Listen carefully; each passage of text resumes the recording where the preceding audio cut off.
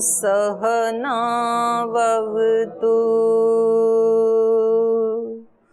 सहनौ भुनक्तु सह वीर्यं करवावहै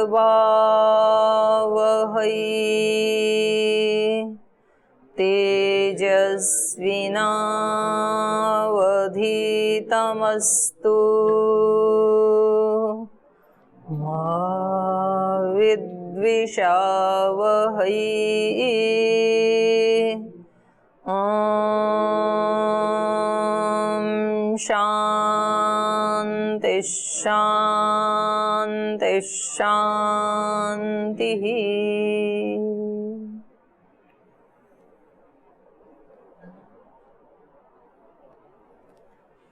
बालकांड का आज त्रयोदश सर्ग संपन्नता की तरफ है। अश्वमेध यज्ञ जो महाराजा दशरथ श्री राम के जन्म के लिए रचाने जा रहे हैं, पुत्र उत्पत्ति के लिए रचाने जा रहे हैं, तो उसकी लगभग तैयारियां हो चुकी हैं। यज्ञ से ही हमें सब कुछ मिलता है, तो यहाँ यज्ञ की एक वो भी दिखाई जा रही है। तो चाहे वो भौतिक यज्ञ है या जीवन यज्ञ है, उसकी महत्ता को यहाँ बताया जा रहा है। तो जो उसमें यज्ञशाला को बनाने में और उसमें लकड़ी आदि का जो काम करने के लिए कार्यकर्ता लगाए थे, तो वो रोजाना आकर के अपनी प्रतिवेदन, अपनी रिपोर्टिंग महर्षि वशिष्ठ जी को कर रहे हैं कि आज हमने इतना किया। और ये बार बार उनको बता रहे हैं, जो भी तैयारी कर रहे हो वो कैसे करना है, श्रद्धा के साथ। अभी आप पाठ पढ़ रहे हैं, ये भी तैयारी है जीवन यज्ञ की, अश्वमेध यज्ञ की। तो इन्होंने बताया था, अवज्ञया कृतम हन्यात दातारम नात्र संशयः। अवज्ञा पूर्वक जो कुछ भी दिया जाता है वो दातारम हन्यात, देने वाले का ही हनन कर देता है, इसमें कोई संशय नहीं है। अगर कोई श्रद्धा भक्ति से कोई चीज नहीं देता है, खुश होकर के कोई चीज नहीं देता है, तो फिर वो उस देने वाले को नष्ट कर देती है। यज्ञ में जैसे आहुति देते हैं, तो अग्नि देवता को, सोम देवता को, वरुण देवता को, भिन्न भिन्न देवताओं को हम आहुतियाँ देते हैं। और उसमें हम वाणी से तो बोलते हैं इदं न मम, लेकिन यदि मन में ये भाव ना आए कि ये सब भगवान का ही है, मेरा नहीं है, ऐसा भाव यदि ना आए, तो फिर वो यज्ञ पूरा होगा ही नहीं, लेकिन वो यज्ञ करने वाले को नष्ट कर देता है फिर। तो बड़ा रिस्की काम है ये कर्मकांड वाला। ऐसा नहीं है कि जी कोई बात नहीं, अगर हमने आज ध्यान से नहीं किया यज्ञ तो थोड़ा सा कम लाभ होगा, कोई बात नहीं है, तो कल अच्छा से कर लेंगे। कम लाभ होगा इतना नहीं, नुकसान भी होगा। और ये तो मैं नहीं कह रही हूँ, ये महर्षि वाल्मीकि जी कह रहे हैं, दातारम हन्यात नात्र संशय। इस दाता का ये हनन कर देता है, ऐसा दिया हुआ दान, इसमें कोई संशय नहीं है। तो अब आप अपना सुबह से शाम तक का लगा लो, आप क्या क्या देते हो और किस किस को देते हो और कैसे देते हो। कुछ देते हैं आप? ब्रह्मचारी सन्यासी क्या दान दे सकते हैं? अपनी संवेदनाओं का दे सकते हैं, और क्या दे सकते हैं? विद्या का दान दे सकते हैं। पर जो विद्या पढ़ रहे हैं वो क्या दे सकते हैं? वो तो ले रहे हैं विद्या, अभी देंगे क्या? हाँ, श्रद्धा और समर्पण से धन्यवाद देते हैं, वो तो अच्छी बात कह रहे हैं, कह रहे धन्यवाद तो देते हैं, और सम्मान देते हैं। और क्या देते हो?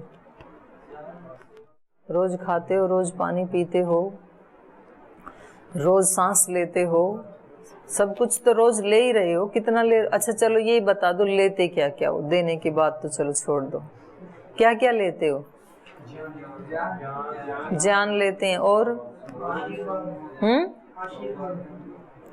आशीर्वाद लेते हैं और ज्ञान, आशीर्वाद। खाना नहीं खाते तो भोजन भी तो ले रहे हो। जिन मकानों में रह रहे हो तो वो भी तो ले रहे हो। जिस गद्दे के ऊपर सो रहे हो वो भी तो ले रहे हो। अभी जिस आसन पे बैठे हो ये भी तो ले रहे हो। उसको जब तक अलग अलग नहीं देखोगे तो आपके दिमाग में कोई ये कृतज्ञता का भाव ही नहीं आएगा कि हम क्या क्या ले रहे हैं। और जो ले रहे हो उसको देने के पीछे कितने लोगों का पसीना बहा है उसको भी तो देखो। आपने बोला भोजन ले रही हैं, भोजन में क्या क्या ले रहे हो? रोटी, सब्जी, दाल, चावल, ये तो कॉमन ही है, और कभी कभी हलवा। तो मैं ये कहना चाह रही हूँ कि जो आप लेते हैं उसके पीछे वो चीज़ें उपलब्ध करवाने के लिए कितने लोगों का पुरुषार्थ है, कितने लोगों का दान है। तो इतने लोगों से लेकर के तो फिर देना भी तो पड़ेगा। तो अभी तो आप अपनी पढ़ाई अच्छे से करें और अपने शरीर को स्वस्थ रखें, ये ही आपकी सेवा है। दो चीज़ें आपको बिल्कुल ठीक रखनी है, अपने शरीर को और अपने मन को। इन दो में आप थोड़ी देर के लिए भी विकार न आने दें, यही देना है आपका विद्यार्थी काल में। तो शरीर को ठीक रखें, ये आपकी जिम्मेदारी है, और अपने मन को ठीक रखें, ये भी आपकी जिम्मेदारी है।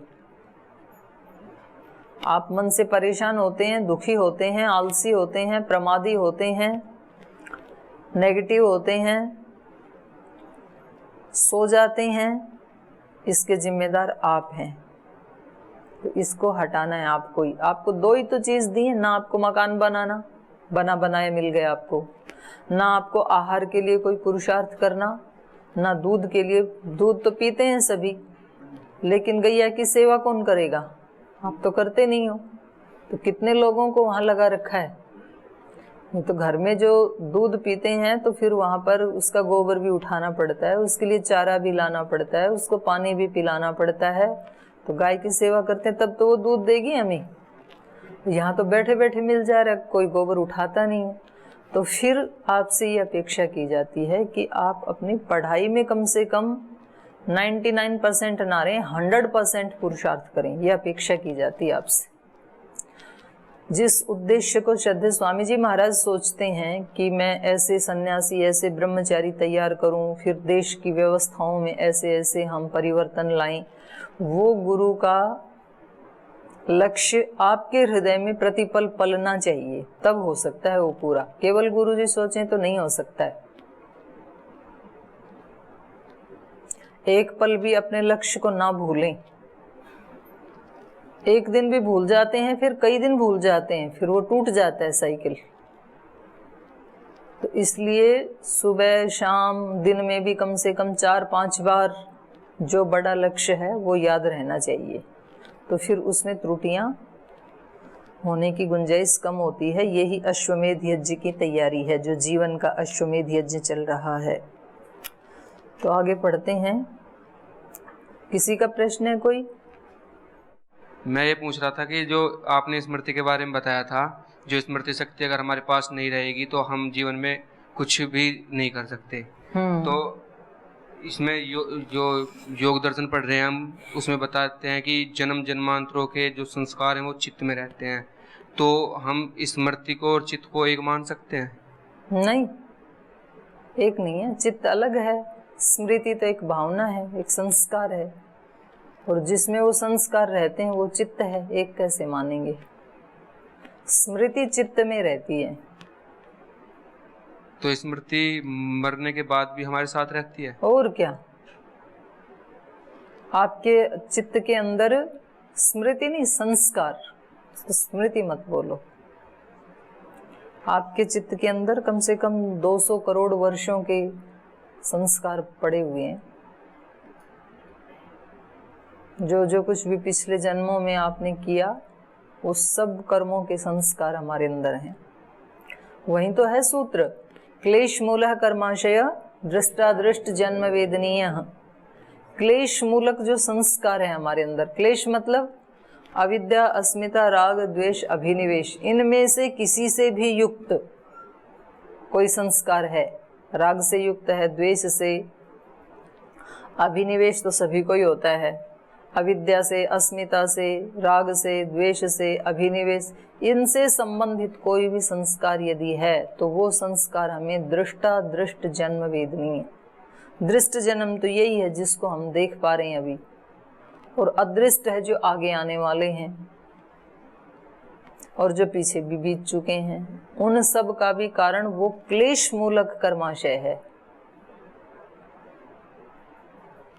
तो जब तक क्लेश मूल में है और उन क्लेशों में भी अविद्या क्षेत्रम उत्तरेशम प्रसुप्त तनु विच्छिन्न उदाहरणाम, उनमें भी जो अविद्या है वो सबसे मूल है, वो सबकी जननी है। तो अविद्या जब तक है तब तक तो कर्माशय पीछे वाला भी है और अभी भी बन रहा है, हमारा प्रतिपल बन रहा है। अभी इस समय भी कर्माशय बना रहे हैं हम इस कक्षा में बैठे हुए भी, लेकिन सब अलग अलग बना रहे हैं। यद्यपि कक्षा एक है लेकिन कर्माशय सबका अलग अलग बन रहा है। कोई अत्यंत श्रद्धा भक्ति से युक्त होकर के रामायण को पढ़ रहा है, उसका पुण्य का कर्माशय बन रहा है इसी समय। कोई कभी कभी ध्यान दे रहा है, कभी कभी मन को इधर उधर भी जाने दे रहा है, तो उसका मध्यम कोटि का कर्माशय बन रहा है, मिश्रित।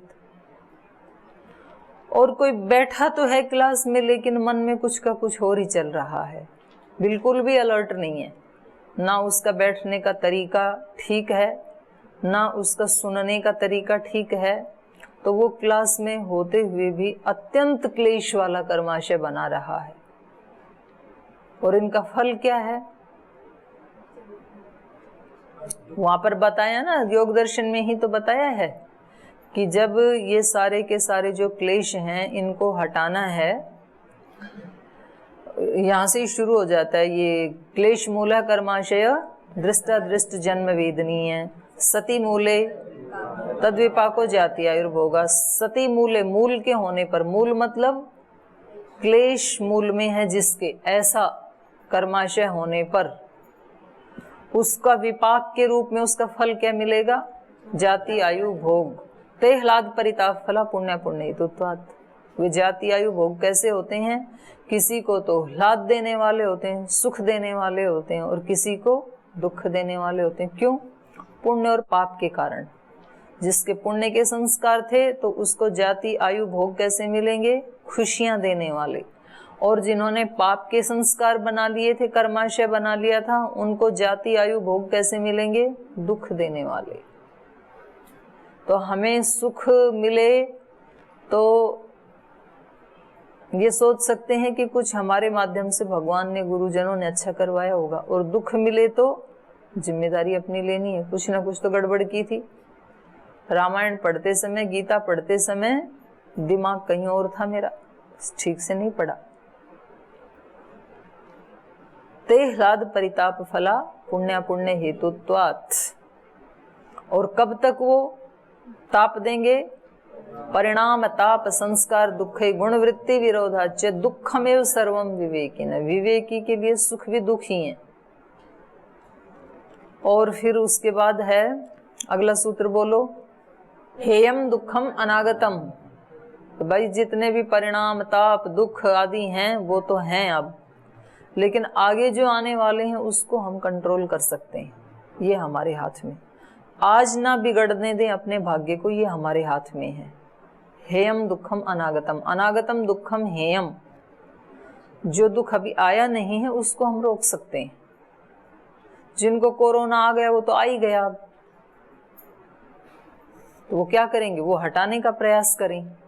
लेकिन जिनको नहीं आया है वो उसको रोक सकते हैं। तो वो उस तरह का आहार लें, उस तरह का व्यायाम करें, प्राणायाम करें। हेयम दुखम अनागतम। और ये जो दुख है इसको हटाएं कैसे?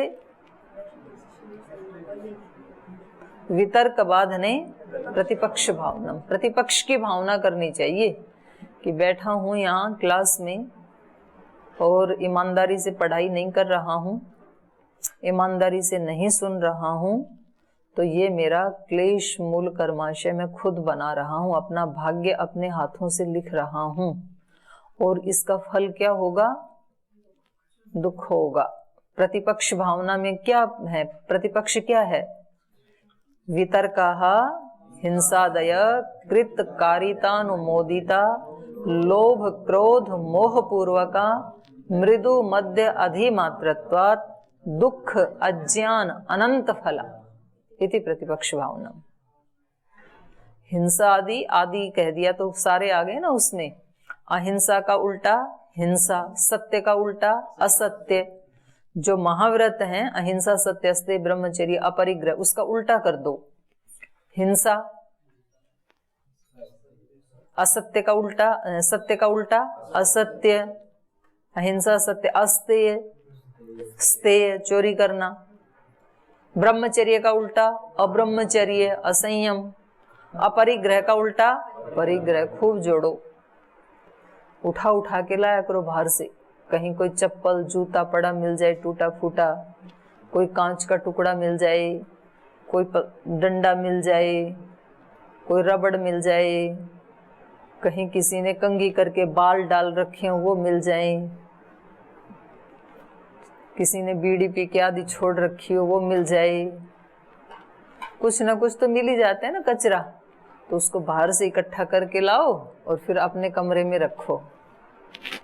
ठीक है जी? कितनी गंदी बात बता रहे हैं आप।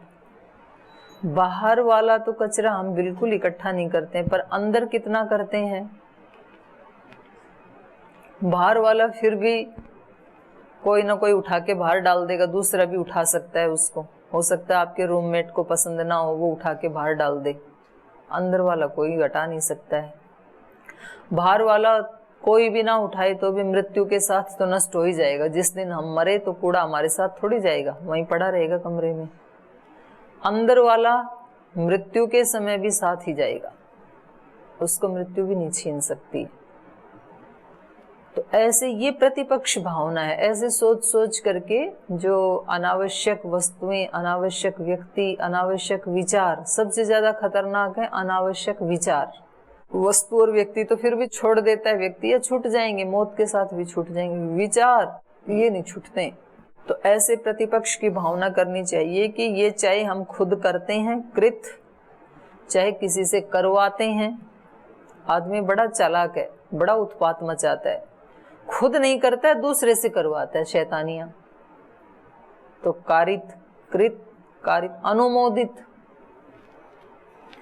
बहुत सारे तो गांव में ना बच्चे इसलिए खराब हो जाते हैं कि दूसरे लोग, किसी का बच्चा अगर गलत ट्रैक पे चल पड़े तो उसको और चलाना चाहते हैं वो, क्योंकि उनके मन में विद्वेष होता है। किसी एक व्यक्ति के प्रति विद्वेष है तो उसके लिए, उसको सताने के लिए वो दूसरों को भी अनुमोदन करते हैं कि हाँ तुम ऐसे ही करो, तुम बिल्कुल ठीक कर रहे हो। ऐसा ही होना चाहिए इनके साथ। तो ये उसका कैसा कर्माशय हो गया? अनुमोदित। कृत, कारित, अनुमोदित। ये करते क्यों हैं हम? या तो लोभ पूर्वक करते हैं, या तो क्रोध पूर्वक करते हैं, या तो मोह पूर्वक करते हैं। गलत काम आदमी क्यों करेगा? लोभ पूर्वक। किसी का धन हड़न करना है, हरना है, किसी का सम्मान छीनना है, किसी की गद्दी छीननी है, कुछ तो हमें वहां से लोभ है, वो चीज हम लेना चाहते हैं, उसको नहीं देना चाहते हैं, तो फिर गलत करेंगे। लोभ पूर्वक, क्रोध पूर्वक। किसी ने हमारा बुरा कर दिया था तो इसलिए अब हम वो बदला चुकाने के लिए, हमारे मन में एक विद्वेष की भावना है, क्रोध की भावना है, बदला लेने की भावना है, तो फिर हम सताएंगे दूसरे को। सीधा सीधा नहीं सताएंगे, टेढ़ी उंगली से घी निकालेंगे, तो फिर वो कारित हो जाता है। शकुनी को कोई दुर्योधन से बहुत ज्यादा प्रीति नहीं थी, भांजे से प्रीति नहीं थी उसको अपने पिता का बदला लेना था, क्योंकि भीष्म पितामह गांधारी को बिना उनकी मर्जी के उठा लाई थे। धृतराष्ट्र के साथ कोई शादी कर ही नहीं रहा था क्योंकि वो अंधे हैं, और इनकी जिम्मेदारी थी अपने परिवार को संभाल के रखने की। उनकी बेटी को, गांधार नरेश की बेटी को उठा लाई, तो बड़ा अपमान हुआ ना उनका। तो उन्होंने कहा कि तुमने आज मेरे पिता का अपमान किया है, मेरी बहन को उठा के ले गए हो, इस अपमान का बदला मैं लूंगा, मैं तुम्हारे पूरे कुल को ही नष्ट कर दूंगा। इसलिए उसने दुर्योधन को तो एक उपकरण बना करके, मोहरा बना करके, और वो सारा तहस नहस करवाया। उल्टी ही शिक्षा देता था दुर्योधन को बचपन से ही, क्योंकि उसको बदला लेना है अपना। तो ये हिंसा जो थी ये कैसी थी? क्रोध पूर्वक, लोभ पूर्वक करते हैं हम हिंसा, असत्य, स्तेय आदि बुरे काम। तो या तो हम लोभ पूर्वक, या तो क्रोध पूर्वक, या तो मोह पूर्वक। एक माँ को अपने बच्चे से मोह होता है तो अपने बच्चे को कोई चीज देने के लिए दूसरे वाले बच्चे का छीन लेती है उसका हक। मतलब अगर किसी को एक आम मिलना था बच्चों को तो दूसरे का एक छीन के अपने वाले को दो देती है, उसको लगता है मेरे वाले को ज्यादा भूख लगी है। तो ऐसे हम छीना झपटी करते हैं। किसी की चेन तोड़ के लाता है कोई व्यक्ति, आके अपनी पत्नी को देता है। तो ये हिंसा कैसे हो रही है? मोहपूर्वक। उस एक व्यक्ति से मोह हो रखा है इसलिए करते हैं। और हम ऐसी बहुत सारी हिंसाएं करते हैं। कभी हम लोभ पूर्वक करते हैं, कभी क्रोध पूर्वक करते हैं, कभी मोह पूर्वक करते हैं, मूढ़ता, अज्ञान। तो फिर ये साधक सोचेगा कि इसमें जो लोभ पूर्वक, क्रोध पूर्वक, मोह पूर्वक जो गलत काम किया जा रहा है उसमें मृदु मध्य अधिमात्रत्वात्, कभी तो हम थोड़ी थोड़ी हिंसा करते हैं मृदु, कभी मध्यम कोटि की हिंसा कर देते हैं, और कभी तो अधिमात्र, अधिमात्र माने अत्यंत तीव्र, बिल्कुल मार ही देते हैं किसी को जान से ही,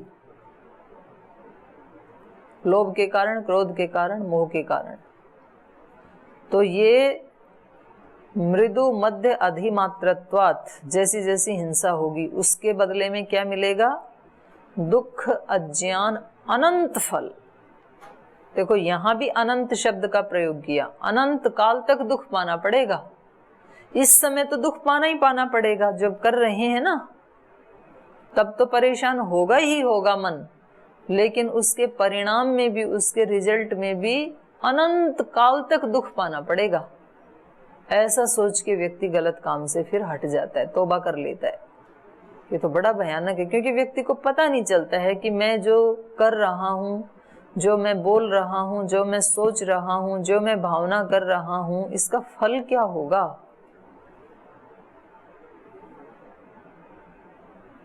फल का पता लग जाए यदि व्यक्ति को, तो फिर व्यक्ति संभल जाता है। आपको कहें कि आज उधर हरिद्वार की तरफ मत जाना क्योंकि वहां बहुत जोर से बाढ़ आई हुई है या बहुत जोर से आग लगी हुई है, और वो जो कहने वाला व्यक्ति है आपकी दृष्टि में वो प्रामाणिक व्यक्ति हो कि भाई ये कह रहे हैं तो ठीक ही कह रहे होंगे, जरूर लगी ही होगी, और फिर आपने अपने टीवी में देखा, न्यूज में भी ऐसे ही आ रहा है, तो अब आप जाओगे कनखल? आपके देवता भी ना जाएं? बोले जी उससे तो दूर ही रहो, क्योंकि आग लगी है, वहां बाढ़ आई हुई है, हम भी बह जाएंगे। परिणाम का पता है ना, तो इसलिए नहीं करेंगे गलत काम। परिणाम का नहीं पता होता है इसलिए सब कर लेते हैं। वहां गीता में भी भगवान कृष्ण ने कहा है कि जो इस तरह से मनमाना आचरण व्यवहार करते हैं तो उनको मैं हाथ तो नहीं पकड़ता हूं कि मत करो, लेकिन मैं उनको जन्म जन्मांतरों तक निम्न योनियों में फेंक देता हूं। लोग कहते हैं ना भाई भगवान है तो इन गलत काम करने वालों को रोकता क्यों नहीं है? भगवान जी कहते हैं मैं रोकता हूं, लेकिन अपने तरीके से रोकता हूं, तुम्हारी तरह से हाथ थोड़ी पकड़ता हूं जाके उनका, रोकता हूं। तो वहां अनेक अनेक जन्मों तक, ऐसे वहां श्लोक में कहा है, एक जन्म में एक बार दंड नहीं देंगे, बार बार उन्हीं योनियों में जीते रहेंगे, मरते रहेंगे, कष्ट उठाते रहेंगे, तो जाते रहना बार बार। फिर अब ये व्यक्ति को विश्वास हो जाए तो फिर वो अलर्ट हो जाएगा भी कोई भी गलत काम नहीं करना है। गलत काम का मतलब ये नहीं है कि आप किसी का धन चुरा के लाएं या आप कोई ऐसा असंयम का व्यवहार करें, वो ही गलत है। अगर हम वैसा नहीं कर रहे तो हम ठीक ही कर रहे हैं, ये अर्थ नहीं है। जो कर्तव्य कर्म है उसको ना करना ये भी गलत काम है। विद्यार्थी होकर के पढ़ाई ना करना ये भी पाप है। आप ये मत समझना कि जी हम तो कोई पाप कर ही नहीं रहे, हम तो यहाँ गुरुकुल में रह रहे हैं, पाप है ये। यहाँ रह करके, गुरुकुल में रह करके भी बीमार होना, योग प्राणायाम ना करना, यज्ञ में ना जाना, ये सब क्या है? पाप, गलत काम है ये। तो इसका भी क्या फल मिलने वाला है? दुख अज्ञान अनंत फला। दुख मिलेगा निश्चित रूप से, और कितना मिलेगा? अनंत। छोटा सा दुख नहीं मिलेगा।